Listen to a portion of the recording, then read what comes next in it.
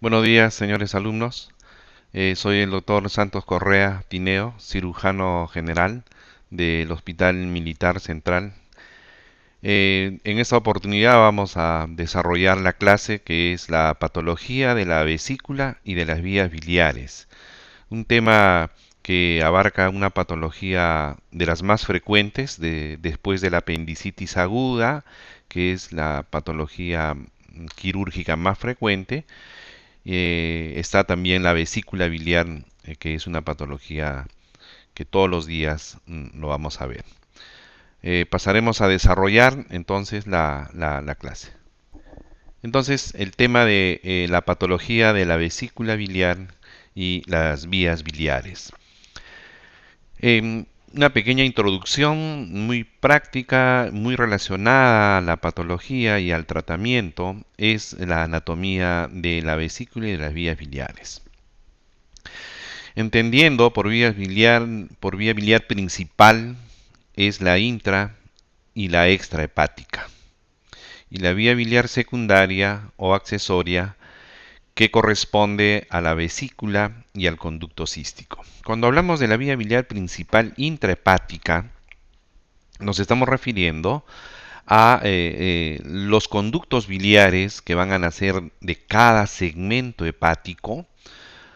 En caso del hígado derecho o lóbulo derecho del hígado, donde hay 4 segmentos, ¿no? El 5 y el 8, el 6 y el 7, pues cada segmento va a originar un conducto biliar. La confluencia de estos conductos van a formar el conducto hepático derecho. De igual manera, en el hígado izquierdo, ¿no? En el hígado izquierdo, los segmentos 2, 3 y 4 originarán un conducto biliar, cada segmento un conducto biliar. La confluencia de estos va a originar el conducto hepático izquierdo. A esto le llamamos la vía biliar intrahepática. Y la extrahepática, ya luego de la confluencia de los hepáticos, recordar que el hepático derecho tiene un sentido más vertical, intrahepático, el conducto hepático izquierdo es más horizontal, es más superficial, es el que se puede usar más en el tratamiento quirúrgico de algunas patologías, haciendo derivaciones biliodigestivas. Esa vía biliar principal extrahepática ya corresponde al conducto hepático común, que mide aproximadamente 4 centímetros, y la llegada del conducto cístico por el borde derecho del hepático común, formando un ángulo agudo, va a constituir luego el colédoco. El colédoco es el que va a terminar a nivel de la segunda porción del duodeno. Esa vía biliar intra y extrahepática va a ser la encargada de llevar la bilis producida en el hígado en los diferentes segmentos. Como dijimos, cada segmento va a producir bilis que sale por un conducto. Esta bilis que se produce por el hepatocito, recogido por la vía biliar intrahepática, será conducido hacia el duodeno, segunda porción del duodeno, y hacia la vesícula biliar.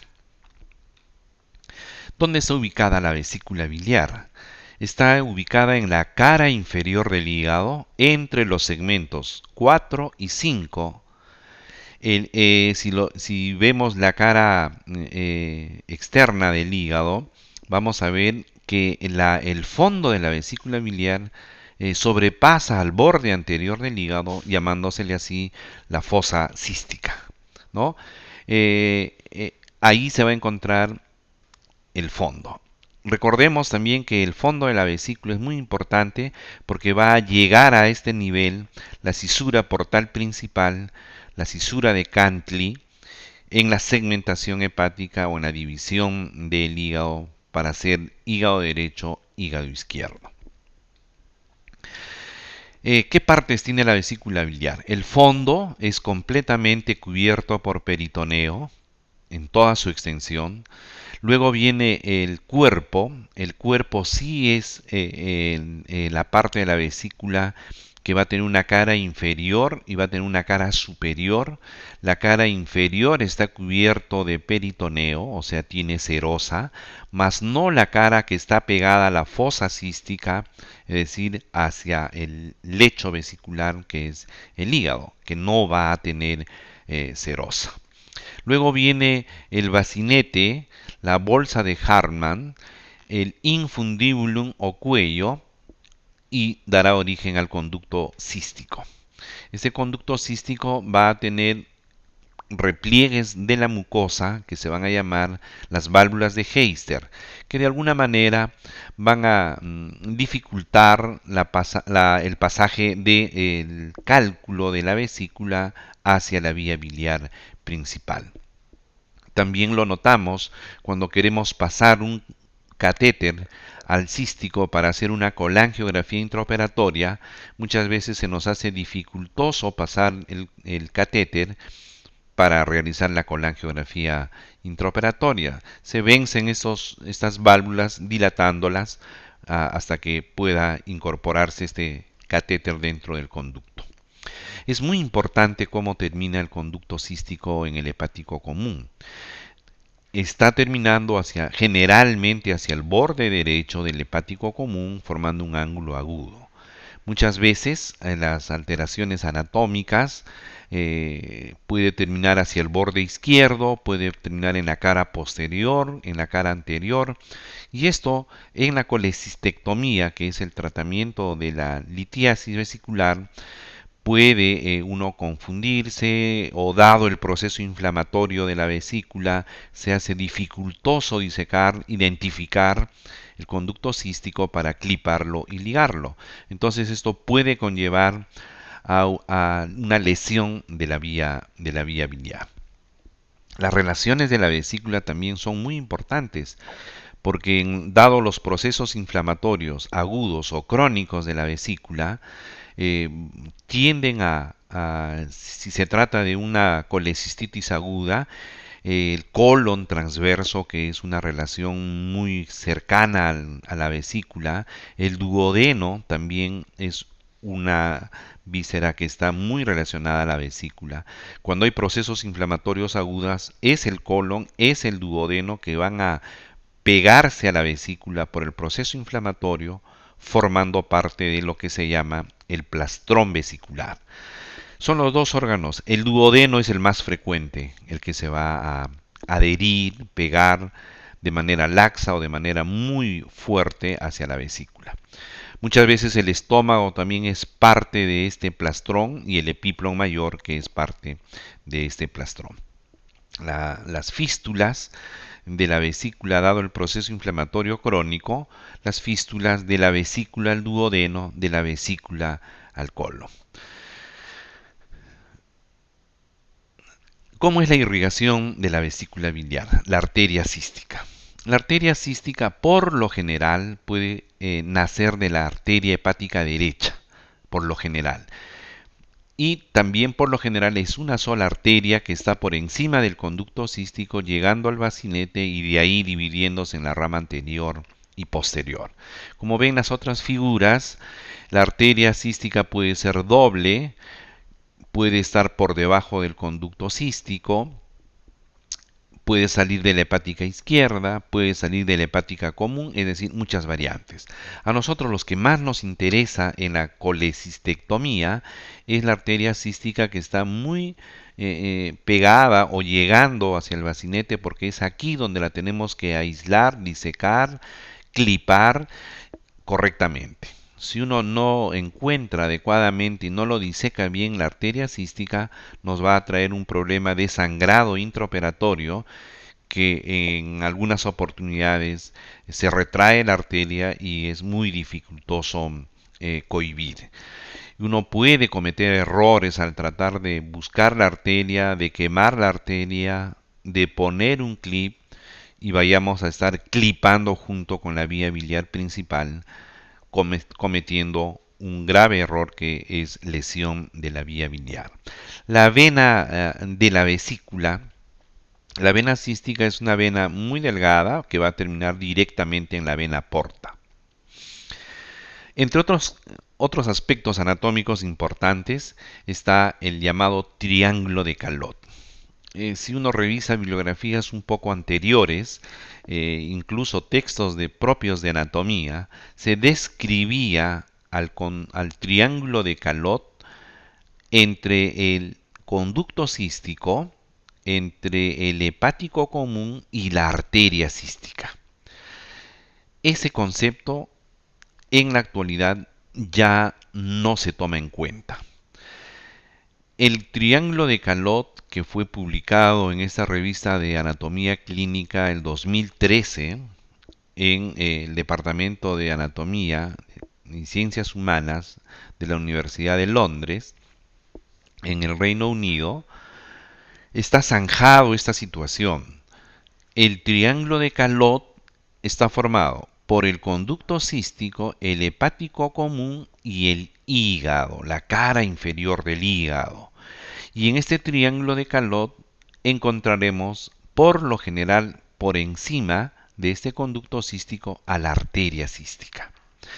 El triángulo de Calot, la disección del triángulo de Calot, el éxito de la disección del triángulo de Calot para aislar el conducto, para aislar la arteria y luego cliparlas y cortarlas, determina el éxito de la colecistectomía. Dado los procesos inflamatorios agudos o crónicos, muchas veces el triángulo de Calot desaparece, es muy difícil de disecarla y entonces no nos permite hacer una colecistectomía que quisiéramos. Muchas veces hay que hacer una colecistectomía parcial, por lo que uno busca no hacer daño en la vía biliar.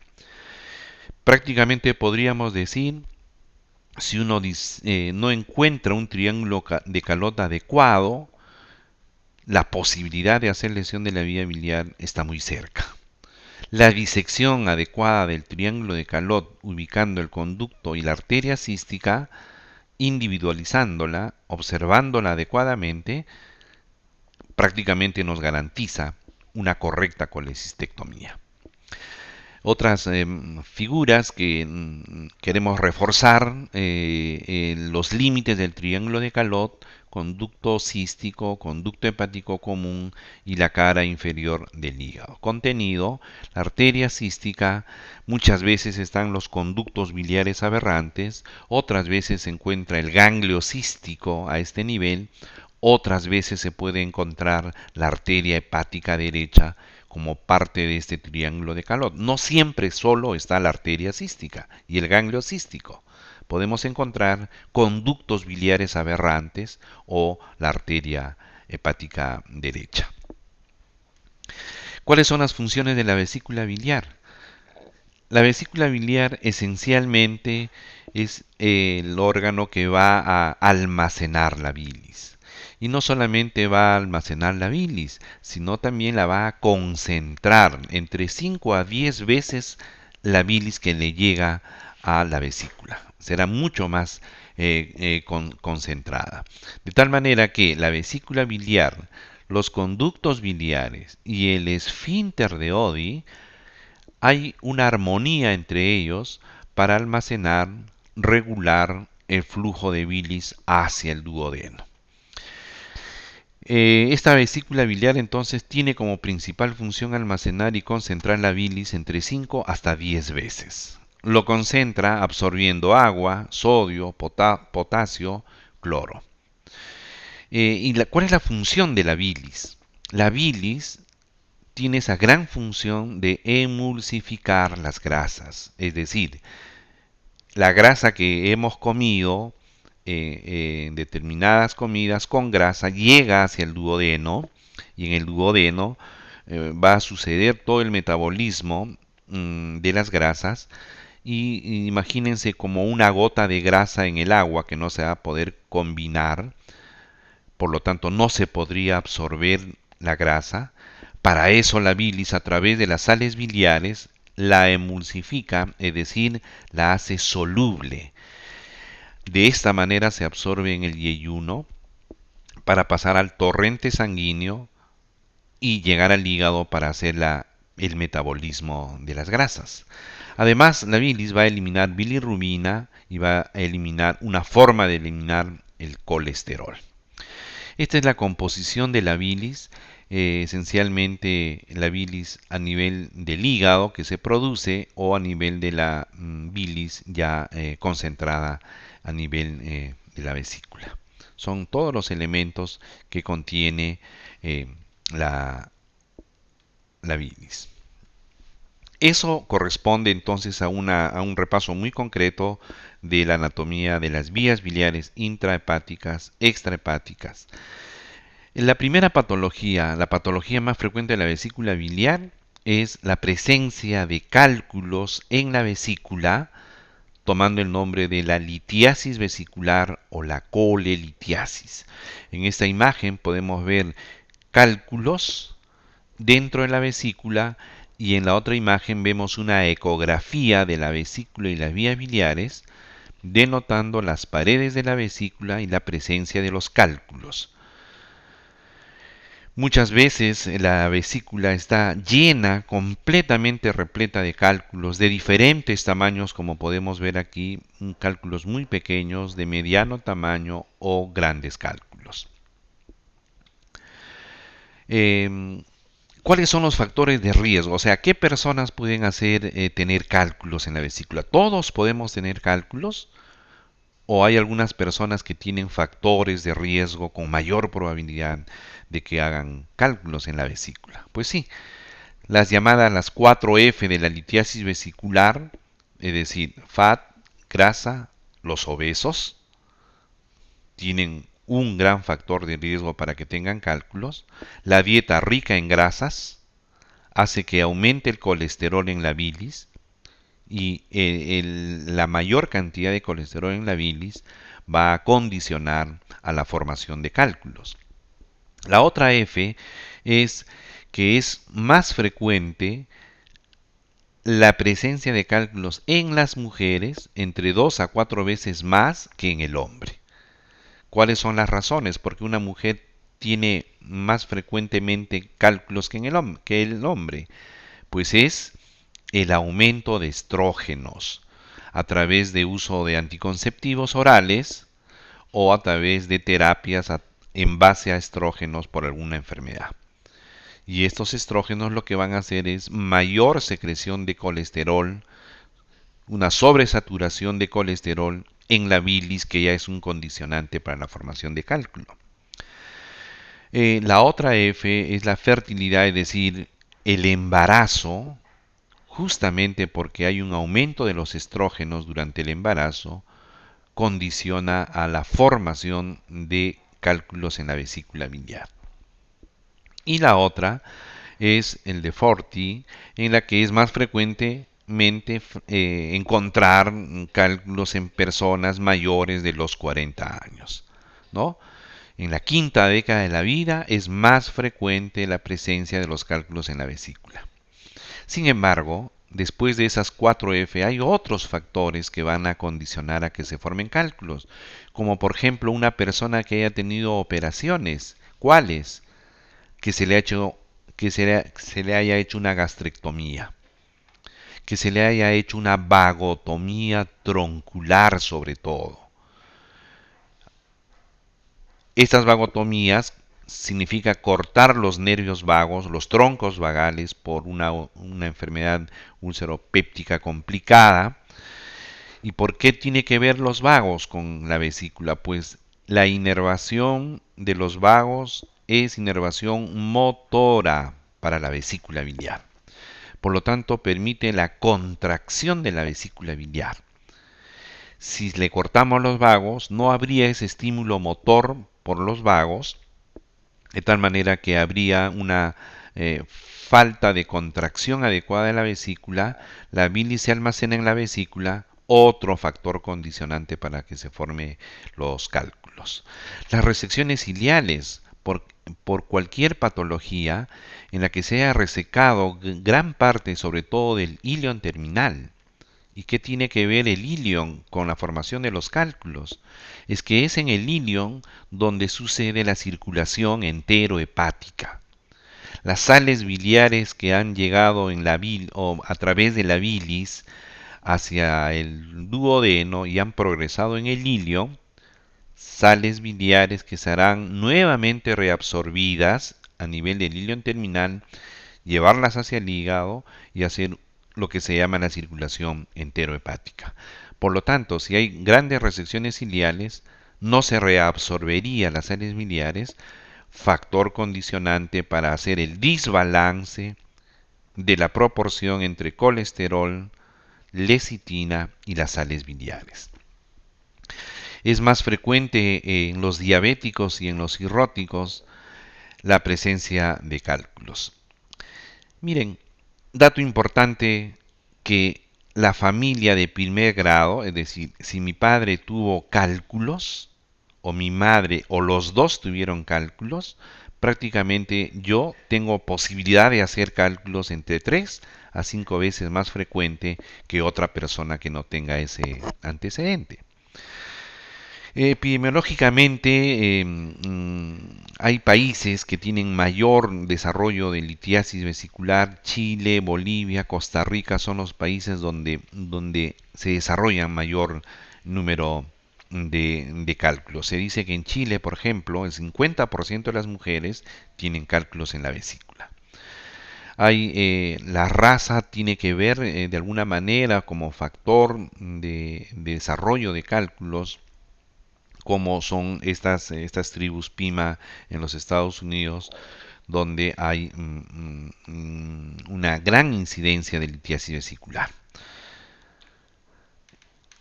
Estos cálculos generalmente son de colesterol. ¿Cómo se forman los cálculos? ¿No? Hay alteración en la concentración de colesterol. El mensaje es: hay mayor cantidad de colesterol, ¿no? Por diferentes motivos: aumento de consumo de grasas en la dieta, un defecto congénito que hace que el metabolismo del colesterol falle, ¿no? Puede haber también una disminución de la secreción de las sales biliares, y estos son los condicionantes para que se formen cálculos. Estos tres elementos son los más importantes: colesterol, fosfolípido, que es la lecitina, y las sales biliares, que están representados dentro de la etiopatogenia de los cálculos en el triángulo de Admiral y Small, que abarca al colesterol, abarca a los fosfolípidos, la lecitina, y que abarca a las sales biliares. El 90% de las sales biliares es el ácido desoxicólico. Estos tres componentes deben de encontrarse en un área de proporción adecuada. Mientras se encuentren en el área de proporción adecuada, no se precipitan, no se formarán los cálculos. Pero si uno de estos elementos aumenta o disminuye, pues sale de este área de la zona micelar, entonces empieza la precipitación de los cálculos. Y de estos tres componentes, ¿cuál es el que más frecuentemente se altera? Es la cantidad de colesterol, ¿no? Por diferentes causas. Dijimos la dieta, el aumento de colesterol, menor producción y excreción de sales biliares. En estas patologías hay menor excreción de sales o ácidos biliares.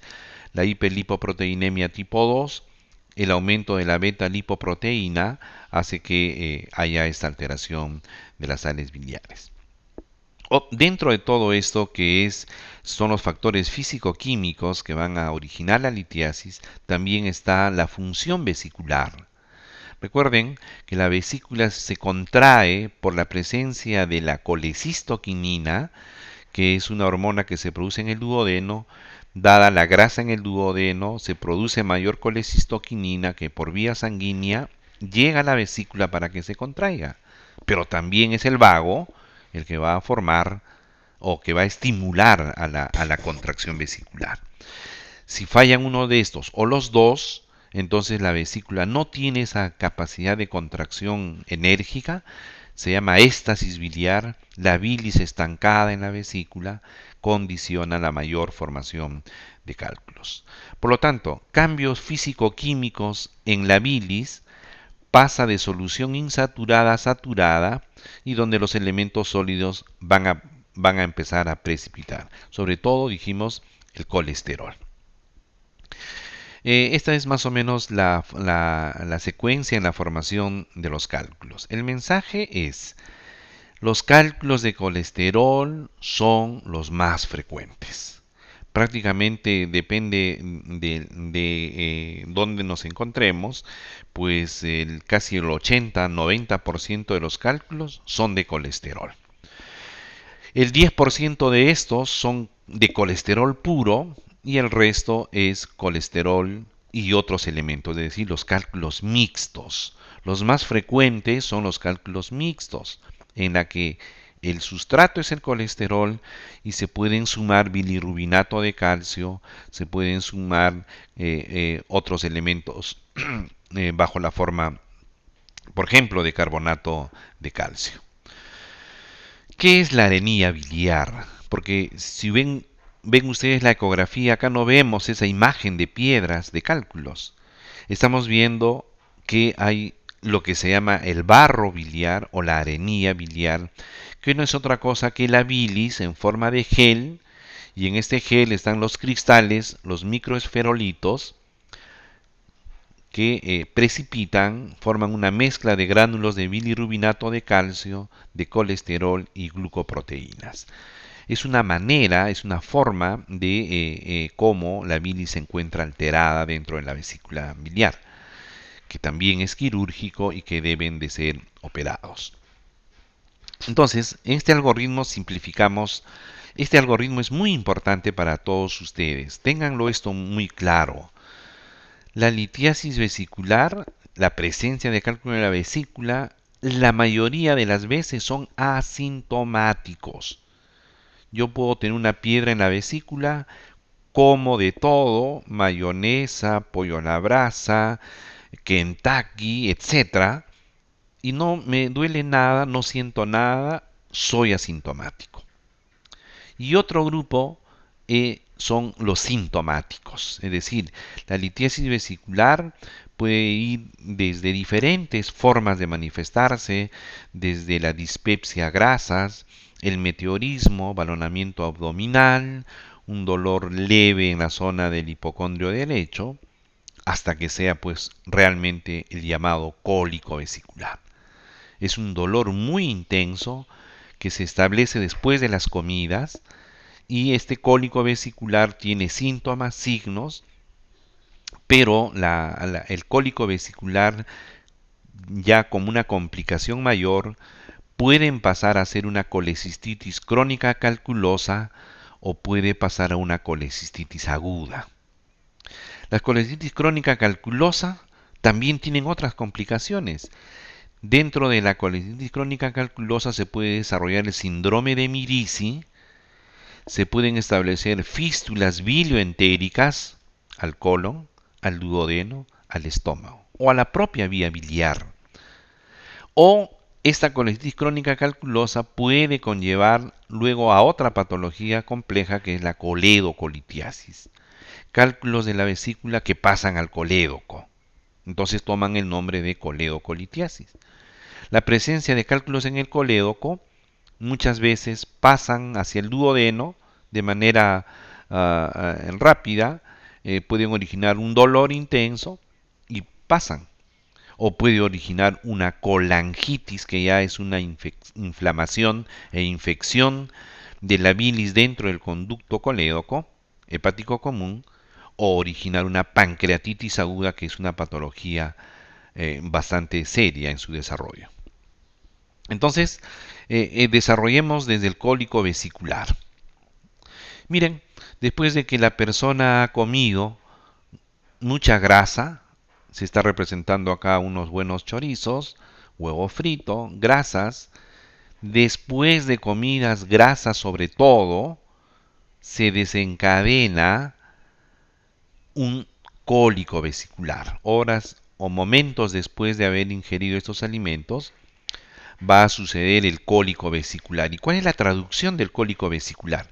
Miren acá la vesícula biliar, puede estar los cálculos libremente en la vesícula, pero cuando uno de ellos se transporta hacia el cuello de la vesícula o al propio conducto cístico y se queda enclavado ahí, se queda obstruyendo, es lo que desencadena el cólico vesicular.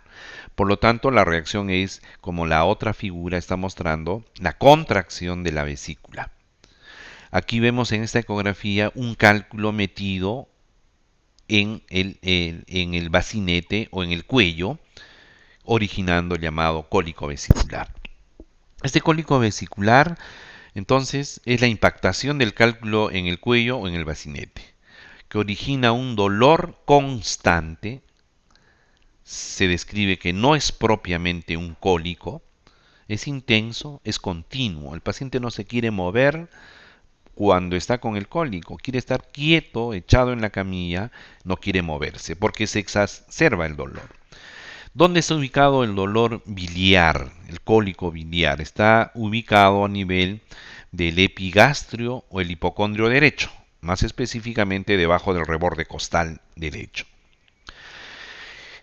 Otra característica del dolor es que se irradia. Esta figura nos muestra los diferentes sitios de irradiación del dolor característico. En la semiología, en la historia clínica, debemos de preguntar, este dolor se va a otro lado y es probable que nos digan que se va a ir a la región dorsal, se va a ir a la región escapular o se va a ir hacia el hombro derecho, para sumar un elemento más en el diagnóstico del cólico vesicular. ¿Cuánto tiempo dura este cólico? Entre 15 minutos y 6 horas. Están siempre asociados a náuseas, vómitos, diaforesis, hiporexia. Entonces, el cólico vesicular, si uno examina al paciente, vamos a encontrar en sus funciones vitales tal vez un poco de aumento en el pulso por el dolor, podría estar aumentada la frecuencia respiratoria por el dolor. Vamos a encontrar un paciente afebril, no debe de tener fiebre, la presión normal, salvo que el paciente sea hipertenso y tal vez por el dolor pues la presión arterial suba un poco. Si examinamos a un paciente con cólico vesicular, no debe haber ictericia, si solo estamos hablando de cólico vesicular. Si examinamos el corazón, va a estar algo taquicárdico por el dolor que desencadena esta taquicardia. En personas de edad, como dijimos, podría haber una descompensación de la presión arterial. Si examinamos los pulmones, no hay ninguna alteración en un cólico vesicular. Si examinamos el abdomen, nos iremos pues a examinar el epigastrio, a verificar el dolor en el epigastrio o por debajo del reborde costal.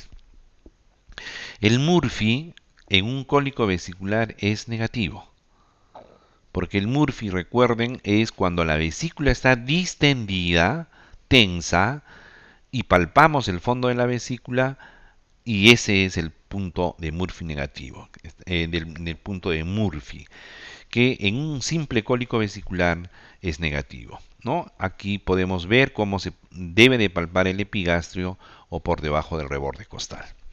El diagnóstico del cólico vesicular, lo primero que tenemos que hacer después de la historia clínica es hacer una ecografía. La ecografía, ojo, es el método de elección, es el gold estándar para el estudio de la litiasis vesicular. Y es gold estándar porque no es invasivo, no se irradia uno, es inocuo, no ionizante, pero sí tiene un problema, que es técnico dependiente. Es decir, la persona que está haciendo, el radiólogo que está haciendo la ecografía, la experiencia del radiólogo nos dará información adecuada de la vesícula, de sus características. Una persona que no tiene mucha experiencia probablemente no sea un informe adecuado. La sensibilidad y especificidad de la litiasis va entre 95 al 98%, ¿no? Y proporciona dimensiones de la vesícula. La vesícula biliar teóricamente mide un promedio de 12 centímetros, de entre 10 a 12 centímetros, y esto lo que va a originar es, si tiene una dimensión mayor, estaremos ante una vesícula aguda. Nos puede medir el ancho, que mide entre 4 o hasta 6 centímetros.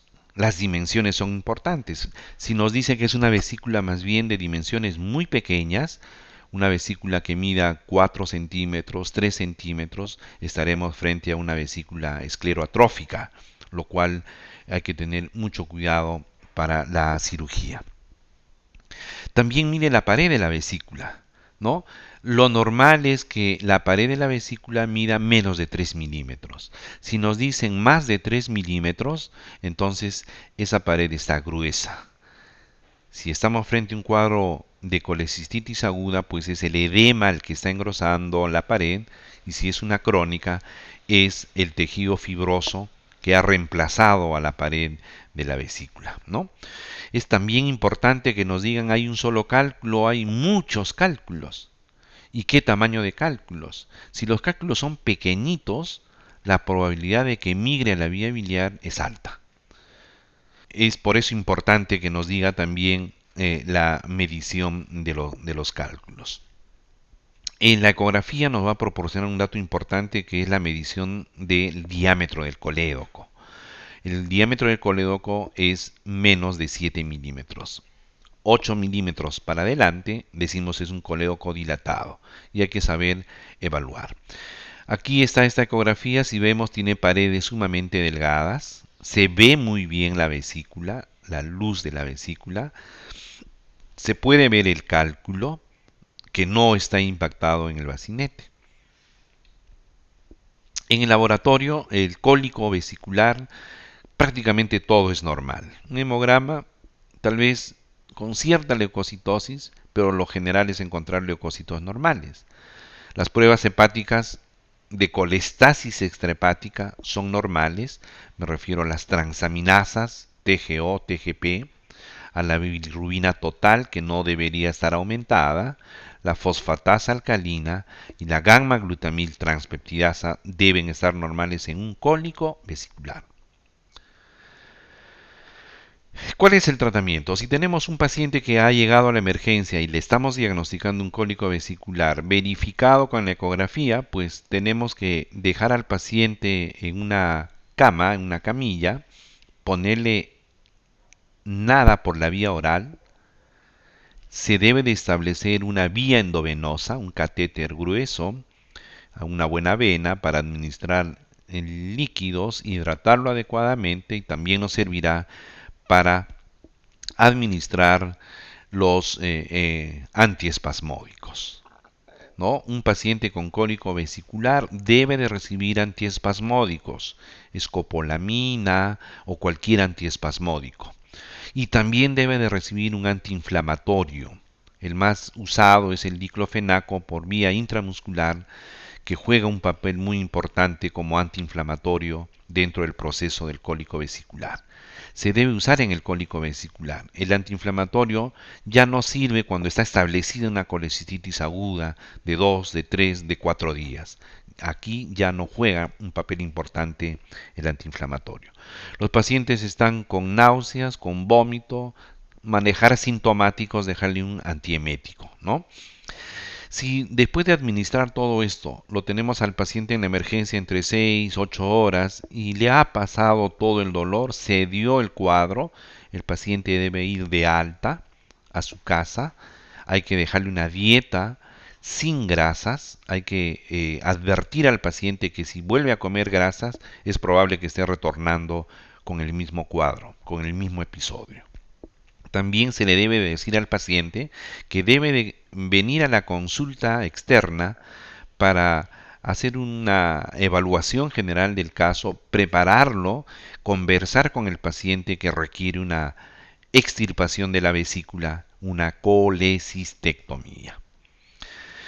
Hay varios diagnósticos diferenciales ante este cuadro del problema de la litiasis vesicular. Siempre hay que hacer los diagnósticos diferenciales con un síndrome ulceroso, una gastritis severa o una úlcera péptica gástrica o duodenal, pacientes que tienen enfermedad de reflujo gastroesofágico. A veces se puede confundir con una litiasis con un cólico renal derecho o una pancreatitis aguda. Después del cólico vesicular, Miren, si estos cólicos vesiculares se van repitiendo cada de tiempo en tiempo por muchos años, le vamos a llamar colecistitis crónica. La colecistitis crónica está definida como episodios recurrentes, leves o moderados, que se van a repetir cólicos vesiculares. Ya la persona sabe, no hace caso a las indicaciones, sigue comiendo grasas, no quiere operarse y entonces estamos frente a una colecistitis crónica. Cada cólico que origina un proceso inflamatorio, este proceso inflamatorio al final, como ven en la figura, como la pared vesicular va a ser reemplazada por tejido fibroso, grueso, originando adherencias alrededor de la vesícula, es decir, se va a pegar en este proceso inflamatorio crónico el duodeno, el epiplon, el colon transverso, el estómago o la propia vía biliar principal, que va a dificultar la operación, que va a dificultar la colecistectomía. De tal manera que una colecistitis crónica van a ver una transformación de la histología de la pared vesicular. Hay un infiltrado inflamatorio crónico, fibroso, ¿no? Tejido fibroso, que va a originar una retracción de la pared vesicular, que a su vez va a ocasionar una atrofia de la mucosa vesicular. Es decir, la mucosa ya no va a poder hacer reabsorción de agua, de sodio, potasio y cloro, que es la función que tiene la vesícula con respecto a la bilis. Pierde la función de almacenar porque prácticamente la vesícula se ha reducido a tamaños de 2, 3, 4 centímetros. Por lo tanto, no tiene ya capacidad de almacenar. Por lo tanto, no hará concentración de la bilis. Se llama la vesícula escleroatrófica. Esclero, pared dura, atrófica, de que sus dimensiones se han reducido mucho, son pequeños, pared muy gruesa, lumen estrecho, generalmente presente un gran cálculo que abarca toda la luz de la vesícula. Hay otros tipos de colecistitis, la xantogranulomatosa y el síndrome de Mirici. Métodos diagnósticos para la colecistitis crónica, prácticamente usamos la ecografía como gol estándar, ¿no? Es muy importante los diámetros de la vesícula. La pared, ya miren, puede estar entre 4, 5 o más milímetros. La luz muy reducida y muchas veces el informe del ecografista ya no denota una vesícula. Dicen vesícula no se puede evaluar. Como ven ustedes en esta figura, pared sumamente gruesa, una vesícula pequeña con un gran cálculo adentro, y acá prácticamente en la otra figura de la derecha se ve la vesícula con un gran cálculo que va a originar esta sombra acústica y no se describe, no se puede dar todas las características de la vesícula por ser poco definida. La tomografía es otro método diagnóstico, no lo usamos mucho, en algunos casos sí, en que también sí, miren la vesícula biliar dentro de la tomografía, se ven los cálculos, se ve la pared de la vesícula, ¿no? Se puede ver cálculos calcificados completamente y se puede ver también cálculos que en lo que va a predominar son los pigmentos más no el calcio. Los exámenes de laboratorio en un paciente con colecitis crónica, en un hemograma normal, las pruebas hepáticas podrían haber sí ya una alteración de la bilirrubina total, de la directa sobre todo. Ya podría haber una alteración de la fosfatasa alcalina y de la gamma-glutamil transpeptidasa. Podrían estar normales o aumentado. Si en un paciente con colecitis crónica calculosa tenemos alteración de estas dos enzimas de colestasis extrahepática, fosfatasa y gamma-glutamil, entonces estaremos ya pensando en una complicación de la colecistitis crónica, que podría ser un síndrome de Mirici o podría ser una coledocolitiasis asintomática. Estas dos enzimas siempre deben de tomarse en un paciente con litiasis vesicular. porque nos estarán avisando si hay algún grado de obstrucción de la vía biliar, como sucede en el síndrome de Mirici o en la coleocolitiasis. Esta colecitis santogranulomatosa es una forma de colecistitis crónica. Las imágenes de la tomografía podrían definirse o confundir con un cáncer de la vesícula biliar. Es el diagnóstico diferencial a establecer. Sucede en mujeres entre los 60 y los 70 años y en la tomografía sus características son paredes engrosadas, difusas, mal definidas como ven aquí en la figura. Se pierde ese plano de la grasa que separa a las demás estructuras, ¿no? Y que puede haber compromiso incluso de otros órganos que están alrededor, duodeno, colon. Si tenemos un paciente con litiasis vesicular, colecistitis crónica, el tratamiento es retirar la vesícula biliar, la colecistectomía. De elección laparoscópica. Prácticamente es el gol estándar en el tratamiento de la litiasis vesicular. Hay dos técnicas, la francesa y la americana. Si ustedes ven en la primera figura, la técnica francesa, el paciente está en decúbito dorsal, en la posición de Lord Davis, que es ambos miembros inferiores separados, a donde va a ingresar el cirujano para hacer la operación. Entonces, una característica de la técnica francesa es la posición del paciente. Y la otra es la posición de los cirujanos o del equipo quirúrgico. El cirujano se encuentra entre ambas piernas. El primer ayudante va a estar hacia el lado izquierdo del paciente o hacia el lado derecho del cirujano.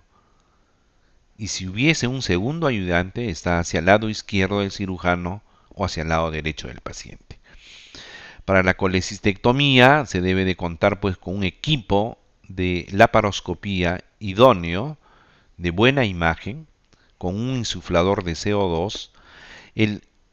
La otra técnica es la americana. Miren la diferencia, el paciente está en decúbito dorsal, pero las piernas están juntas. Y el cirujano se encuentra hacia el lado izquierdo del paciente.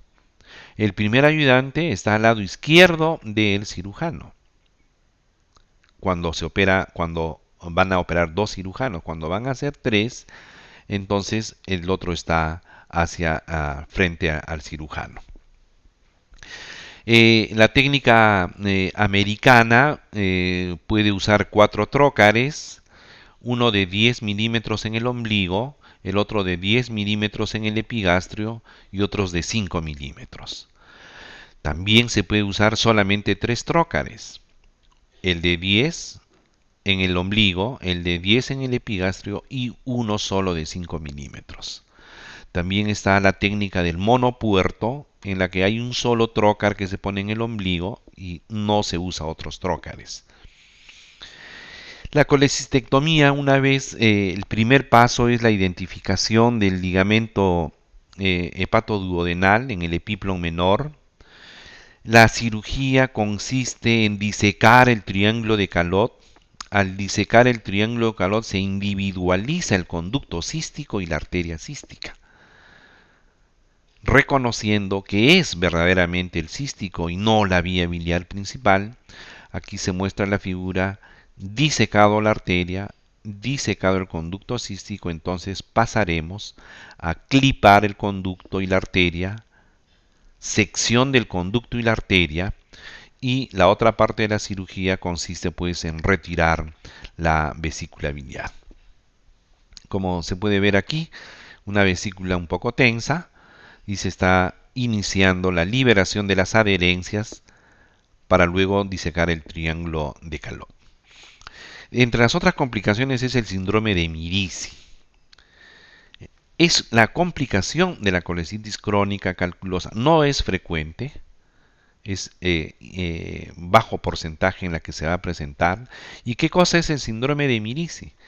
Es la impactación ¿no?, de un cálculo en la bolsa de Harman. Y esta impactación, lo que está sucediendo es comprimir extrínsecamente al hepático común o al colédoco. Es decir, es una obstrucción de la vía biliar parcial o total, pero desde el bacinete o el propio conducto cístico. Puede conllevar a una colangitis. Miren esta estadística que fue publicado en el Journal de Cirugía del 2012, hecho multicéntrico en varios países. Lo importante de esto es, miren, la incidencia del síndrome de Mirici. Generalmente es menos del 1%. Ese es el mensaje. El síndrome de Mirici es menos del 1%, como se demuestra en los diferentes países. Condiciones para que haya un síndrome de Mirici. Lo primero, en la primera figura verán la vesícula biliar, el conducto cístico muy largo que tiene un trayecto paralelo al colédoco. Es la primera condición. En la otra figura se ve pues el trayecto paralelo que tiene el conducto cístico hacia el colédoco. Esa es la primera condición. Luego, un cálculo impactado en el cuello o en el conducto cístico, como se ve en la otra figura, haciendo una compresión extrínseca del hepático común y o el colédoco. ¿Cuál es la clasificación del síndrome de Mirici? Ha habido varias clasificaciones. La que está, digamos, la que rige actualmente es la hecha por el chileno, el doctor Atila Sendes, en la que son de 4 tipos, ¿no? El tipo 1 es una compresión extrínseca del colédoco, menos del 33% menos del tercio de lo que es la luz del hepático común o el colédoco. El tipo 2 es lo mismo, pero le sumamos una fístula, es decir, una comunicación entre la vesícula, el bacinete y la vía biliar principal, ¿no? Esto también llega a ser menos de un tercio o menos del 33% de la luz. El tipo 3 está también presente la fístula, o sea, como el Mirici 2, pero que más bien abarca más dimensión, más diámetro de la vía biliar principal, los 2/3 del perímetro del hepático común o el colédoco. Y el tipo 4 prácticamente es una fístula que la vesícula o lo que queda de la vesícula prácticamente está incluida en la vía biliar, ¿no? Una inclusión con destrucción total. Ese es el Mirici 4. También esta clasificación es muy importante porque nos va a decir el tratamiento. El Mirici 1 simplemente es una colecistectomía de mucho cuidado, solucionado el problema. Un Mirici tipo 2, más bien hay que hacer la colecistectomía y el orificio de la fístula uno puede dejar un drenker, un dren en T dentro de la vía biliar, sacarlo hacia la pared del abdomen. El Mirici 3 y el Mirici 4 implican hacer una derivación biliodigestiva, es seccionar por encima de la obstrucción, sacar el cálculo, cerrar el colédoco distal y anastomosar el hepático común con el yeyuno. Esa es la derivación biliodigestiva hepático yeyunal en Y de Roux. El cuadro clínico del síndrome de Mirici esencialmente es dolor biliar en el epigastrio, fiebre, subrayamos la ictericia. Si hay ictericia dentro de todo lo que es el cuadro del dolor biliar, es parte del síndrome de Mirici. Los métodos diagnósticos, siempre comenzando por una ecografía que nos va a dar el tamizaje de la vía biliar, nos va a mencionar que hay una dilatación de la vía biliar. El método de elección para el diagnóstico de síndrome de Mirici es la CEPRE, la colangiopancreatografía retrógrada endoscópica. se hace una endoscopía y a nivel de la segunda porción del duodeno se mira la ampolla de váter, se coloca un catéter en el conducto colédoco, se inyecta la sustancia de contraste para que pinte la vía biliar de abajo hacia arriba e incluso hasta los conductos intrahepáticos. Y miren cómo en la figura A está mostrando una compresión extrínseca parcial del hepático común y el colédoco. Ese es un síndrome de Mirici tipo 1. El tipo 2 hemos dicho que puede llegar hasta menos de un tercio de la luz. Miren el tipo 3 y el tipo 4. La figura está mostrando un tipo 4. También hay casos en que se puede demostrar muy bien académicamente la resonancia, la colangioresonancia. Miren cómo la vesícula, el bacinete está empujando, está comprimiendo externamente a la vía biliar. La tomografía es válida y sobre todo la CEPRE, que es el método de elección. La otra patología es la coledocolitiasis, es decir, cálculos en la vía biliar principal, hepático común, colédoco, sobre todo en colédoco. Los cálculos que están en el colédoco se dice que son primarios cuando el cálculo se ha originado en la propia vía biliar principal. Se originó ahí. En cambio se dice que la coledocolitiasis es secundaria cuando un cálculo de la vesícula migró por el conducto cístico, llegó al hepático común y se instaló en el colédoco. Este cálculo puede ser uno, pueden ser varios. El tamaño es importante porque cuando son muy pequeñitos pueden ser asintomáticos y pueden pasar al duodeno y nunca se enteraron que tuvieron cálculos en el colédoco. Si es de tamaño considerable, puede obstruir la salida de la bilis hacia el duodeno y originar una ictericia obstructiva, un dolor biliar, ya constituye la coledocolitiasis sintomática. En las otras figuras podemos ver que el cálculo se encuentra en la luz del colédoco. En la figura B estamos viendo un cálculo enclavado en la parte distal del colédoco, justo en la ampolla de váter, que son los más difíciles de retirar. Este signo como una muesca, ¿no?, con una convexidad, es el signo de la coledocolitiasis. ¿Cuáles son los criterios diagnósticos de coledocolitiasis? Clínicos, se toma en cuenta el laboratorio, se toma en cuenta las imágenes. El clínico es, si tenemos un paciente con un dolor biliar y el paciente es de edad avanzada, la alta posibilidad de coledocolitiasis. El mensaje es, paciente con cólico biliar a mayor edad, mayor posibilidad de que tenga coledocolitiasis, ¿no? Dependiendo del grado de obstrucción, cálculo pequeñito de repente es asintomático, cálculos más grandes van a originar dolor e ictericia. Y este dolor es como el dolor biliar, brusco, ¿no?, localizado en el epigastrio sobre todo, con irradiación al hombro o a la región escapular. La ictericia obstructiva, el aumento de las bilirrubinas a predominio directo.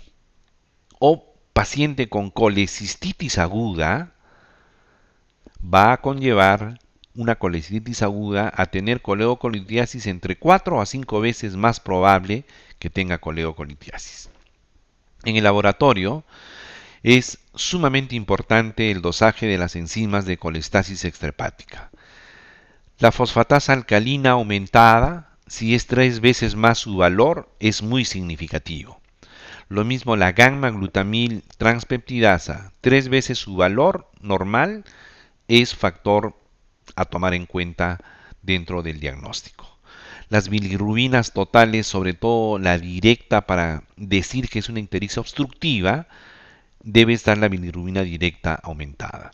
Secundariamente las transaminasas pueden estar mayor de 100. Las transaminasas no tienen mucha sensibilidad y especificidad en la colestasis extrahepática. Y prácticamente lo que nos va a confirmar el diagnóstico es las imágenes, desde una ecografía, una colangioresonancia magnética de la vía biliar, la colangiotransparieto-hepática que se toma en casos específicos, la CEPRE, la colangiopancreato retroendoscópica. En algunos centros se puede hacer ecoendoscopía, la colangiografía intraoperatoria y también en algunos centros donde se puede hacer ecografía intraoperatoria abierta o laparoscópica.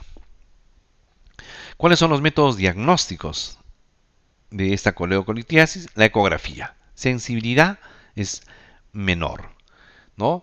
¿Qué nos va a decir la ecografía? Coléoco dilatado, un coléoco de 1 centímetro, 1.5. Si se puede mostrar el cálculo a buena hora, no siempre la ecografía nos va a mostrar el cálculo, generalmente nos dice que está el colédoco dilatado, ¿no? Se verá una vesícula escleroatrófica muy proclive a hacer coledocolitiasis, o que la vesícula biliar tenga múltiples cálculos pequeños. La colangioresonancia es el método de elección para el diagnóstico de coledocolitiasis. Miren, la sensibilidad 91%, la especificidad 97%. Es el método de elección. La colangiografía transparieto-hepática es un método invasivo. Lo tiene que hacer un radiólogo intervencionista de experiencia. Tiene alta sensibilidad 90% y una alta especificidad 100%.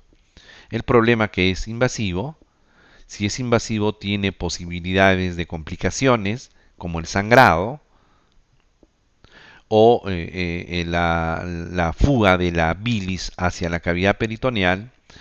Es a través de la pared con una guía ecográfica, se punza un conducto biliar intrahepático. Para hacer una colangiografía transparieto-hepática, la condición número 1 es que la vía biliar intrahepática esté dilatada y que el paciente no debe de tener un trastorno de coagulación para realizar este procedimiento. La colangiografía intraoperatoria, ¿no?, es que puede ser rutinaria o selectiva. Rutinaria es que hay escuelas de cirujanos que a todos los pacientes operados de vesícula se les hace colangiografía intraoperatoria. La selectiva, que es la mayoría de las veces que se hace una colangiografía intraoperatoria, es conociendo bien el caso, teniendo los criterios que ameriten hacer una colangiografía intraoperatoria. Se pone un catéter en el conducto cístico, se inyecta la sustancia de contraste, pinta la vía biliar intra y extrahepática y se mostrará el cálculo. El hacer la colangiografía es una técnica que hay que dominarla. No se debe ver, por ejemplo, la columna vertebral. Se debe de diluir adecuadamente la sustancia de contraste, 50% de sustancia de contraste, 50% de cloruro. Uno no puede poner una sustancia de contraste pura porque si no, no vamos a permitir ver el cálculo. Incluso la lectura de la colangiografía intraoperatoria es muy importante. La colangiopancreato retroendoscópica, la CEPRE, es un método invasivo. Y como método invasivo también tiene sus riesgos de perforación de duodeno o de ocasionar una pancreatitis. Si el gastroenterólogo que tiene gran experiencia lo hace correctamente, la ventaja de la colangiopancreatografía es diagnóstica y terapéutica. Va a permitir retirar los cálculos. La ecografía intraoperatoria, no contamos la mayoría de los centros con un ecógrafo para hacerlo intraoperatoriamente. Se puede hacer en una cirugía abierta o se puede hacer también por laparoscopía. Por lo tanto, ¿cuáles son los criterios diagnósticos de coledocolitiasis? De baja probabilidad decimos cuando hay alteración bioquímica, o sea, aumento de fosfatasa, de gamma-glutamil, pero no hay dilatación de la vía biliar. no signos de coledocolitiasis por ecografía. O hay dilatación del colédoco, la ecografía nos dice colédoco de 1 centímetro, pero la fosfatasa y la gamma-glutamil están normales. Por lo tanto, a este paciente se le debe de realizar una colangioresonancia para hacer el verdadero diagnóstico. Si esto fuese así, se le ofrece al paciente la colecistectomía, pero se le debe de realizar una colangiografía intraoperatoria. De probabilidad media o mediana es que el paciente tenga una colecistitis litiásica, que haya hecho una pancreatitis aguda de origen biliar, que haya dilatación de la vía biliar, que haya cuadro de coledocolitiasis, ¿no? Y que se demuestre la dilatación de la vía biliar. Las enzimas pueden estar también alteradas. De alta probabilidad es cuando se demuestra una obstrucción biliar, cuando el paciente tenga colangitis aguda y se visualice el cálculo dentro de la vía biliar, sea por eco, sea por colangioresonancia o sea por tomografía. Diagnóstico clínico de coledocolitiasis, ¿no? El cólico biliar, la dilatación de la vía biliar y las enzimas incrementadas hacen prácticamente ya el diagnóstico. La colangitis aguda, que es una complicación de la coledocolitiasis, ¿no? Es la inflamación y la infección de los conductos biliares. La formación incluso hasta de pus. Hay diferentes grados de colangitis, ¿no? La fisiopatología de la colangitis, hay dos cosas muy importantes.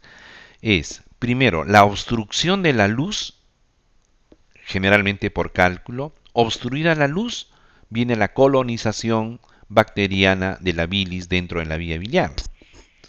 Y esta obstrucción y presencia bacteriana va a originar la colangitis en sus diferentes grados. Esta es la clasificación de la colangitis aguda, son los criterios de Tokio del 2013, en la que se dice colangitis grado 1 cuando es leve, ¿no? Si no hay signos de disfunción orgánica, se le deja antibióticos y hay una adecuada respuesta. Mejora el paciente con los antibióticos. El grado 2 es la moderada, en la que tampoco hay disfunción orgánica, pero ojo, no responde al tratamiento de antibiótico inicialmente. El grado 3 es todo el cuadro de colangitis grave que implica decir falla orgánica. La falla orgánica es, si decimos falla orgánica cardiovascular, cuando el paciente está hipotenso y requiere uso de dopamina. Si hay una falla del sistema nervioso, hay una alteración de los niveles de conciencia. El respiratorio, cuando hay una alteración de la proporción de la presión de oxígeno con el FiO2, es decir, va a ser menor de 300. Decimos falla renal cuando la creatinina es mayor de 2 miligramos por decilitro. Falla hepática cuando el tiempo de protrombina o el INR está mayor de 1.5. Y hematológica cuando las plaquetas son menor de 100.000. El tratamiento de la coledocolitiasis se debe de realizar una exploración de la vía biliar a través del cístico, cortando el colédoco, abriendo el colédoco para sacar los cálculos. Dicho de otra manera, el retiro de los cálculos se puede hacer sin abrir el colédoco a través del conducto cístico. Se coloca una canastilla de dormia y se va a extraer. Tiene que haber condiciones para hacer eso. Un cístico dilatado, que no sean muchos cálculos y que los cálculos no sean tan grandes. Si uno se puede hacer por vía transcística, entonces hay que abrir el colédoco. Colédocotomía. Tomía es cortar el colédoco. Se sacan los cálculos. Una vez que se han retirado los cálculos, se puede dejar un drenaje Kerr y en determinadas circunstancias se puede hacer una sutura del colédoco, que es el cierre primario. La coledocoscopía, se usa el coledocoscopio rígido o fibrocoledocoscopio para mirar por dentro a la vía biliar intra y extrahepática, para verificar que no hayan cálculos. La papiloesfinteroplastía transduodenal significa abrir el duodeno, se busca la ampolla de váter, se corta la ampolla de váter poniendo puntos para ampliar el orificio de salida del colédoco y de esa manera retirar los cálculos que se encuentran a ese nivel. Esta técnica prácticamente en la actualidad está en desuso. No, es un recurso, pero que prácticamente se ha dejado de lado. El tratamiento de la colitiasis, la CEPRE, es un buen método para solucionar, ¿no? Si no es operatoria, pues el gastroenterólogo va a través de la endoscopía, cortar la ampolla de váter, hacer la papilotomía y la extracción de los cálculos. También se puede hacer por vía transparietohepática y por último hacer una derivación biliodigestiva. Esta es la CEPRE, colangiopancrato retrógrada endoscópica. Se pone el endoscopio, se busca la ampolla de váter, se pone el catéter, se inyecta la sustancia de contraste, se demuestra el cálculo, se coloca la canastilla de Dormia, se captura el cálculo, se jala y se suelta en el duodeno, se abandona en el duodeno. Como se puede ver aquí, se hace la papilotomía y se extraen los cálculos. A través de la vía transparietohepática hay que tener mucha experiencia para hacerla. Y por último, la colecistitis aguda. Enclavado el cálculo, hay una distensión de la vesícula, ¿no? Hay un incremento de la presión dentro de la luz. Va a haber fluidos desde la mucosa hacia la luz, fluidos de secreciones. La vesícula va a tener una alteración en el drenaje linfático y venoso de la pared vesicular, por lo tanto se edematiza la pared, se pone más gruesa la pared. Como a su vez hay salida de prostaglandinas I2 y la E2 que van a coadyuvar al proceso inflamatorio. Es decir, obstruido por el cálculo, la vesícula va a crecer, va a aumentar de tamaño, va a estar tensa y va a exacerbar la virulencia de las bacterias que pudieran haber, ocasionando ya una infección severa. Miren la ecografía cómo nos muestra una pared gruesa, más de los 3 milímetros. La tomografía nos demuestra una pared edematizada, una vesícula grande, ¿no? Con un halo de inflamación bastante severa. En la otra ecografía, una vesícula sumamente grande con el edema. También están las colecistitis enfisematosas, en la que por las bacterias dentro de la vesícula se produce gas que puede estar en la propia pared de la vesícula o dentro de la luz de la vesícula, la colecistitis enfisematosa. Y esta clasificación de la colecistitis aguda, también de acuerdo a los criterios de Tokio, el grado 1 es leve, como se mira acá en la figura, en una cirugía abierta, es una vesícula grande, tensa, de pared edematizada, no gruesa. Su tratamiento es colecistectomía laparoscópica. El grado 2, moderada, es cuando se palpa una masa debajo del reborde costal, ¿no? Generalmente es una vesícula que el cólico vesicular no se ha resuelto en las 72 horas o más. Hay una marcada inflamación local. Miren la pared de la vesícula con halos negros de necrosis, isquemia y necrosis. Y además se puede perforar la vesícula, puede quedar bloqueada la perforación o puede diseminarse en la cavidad peritoneal. Habiendo un absceso perivesicular, un absceso hepático, es decir, cuando se perfora hacia el lecho vesicular, se puede originar un absceso hepático piógeno secundario a la colecistitis aguda. El tratamiento puede ser Colelab, depende mucho de la experiencia del cirujano, del equipo quirúrgico. Recuerden que no debemos de evitar a toda costa la lesión de la vía biliar. y para evitar eso podría terminar solamente en una resección parcial de la vesícula, se deja el bacinete, se deja el conducto cístico, ni se busca, porque es complicado y poder hacer tal vez a llegar a hacer una lesión de la vía biliar. O simplemente hacer una colecistoostomía, que es aperturar la vesícula, aspirar la pus, sacar los cálculos y dejarle un dren. El grado 3 es el severo, donde ya se suma la falla orgánica, cardiovascular, pulmonar, renal, hematológica y hepática. Miren esta muestra de la vesícula, prácticamente es pus, una vesícula que tenía una capacidad hasta de 250 centímetros cúbicos, que ha llevado pues obviamente a una sepsis. Muchísimas gracias por su atención y estaré presto a cualquier pregunta que me puedan ustedes enviar. Muchas gracias.